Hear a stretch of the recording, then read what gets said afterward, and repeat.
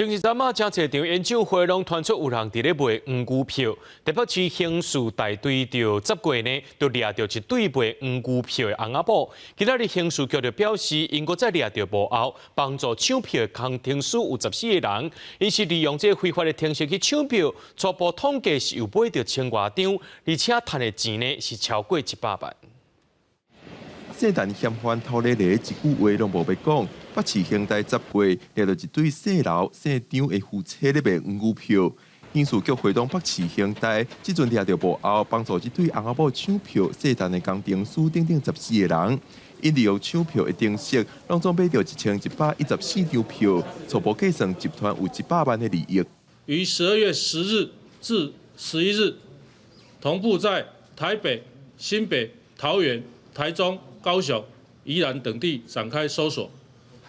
逮捕了14名涉案的嫌犯。而这些工程师呢，他们声称他们的票呢，一张是大概500到2000元的左右，是卖给刘姓犯嫌，刘姓犯嫌再去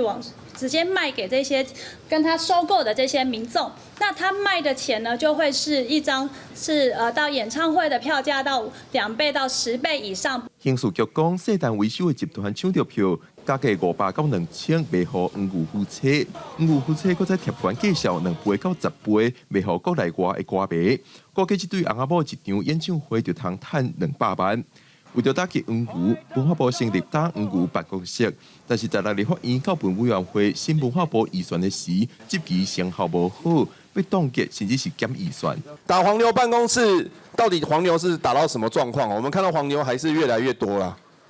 并没有发挥成效，所以这个部分我是。因为既然没有发挥成效的话，我是减列1000万。最有效的方式，很多委员都提及，就是还是实名制。自去年8月我们有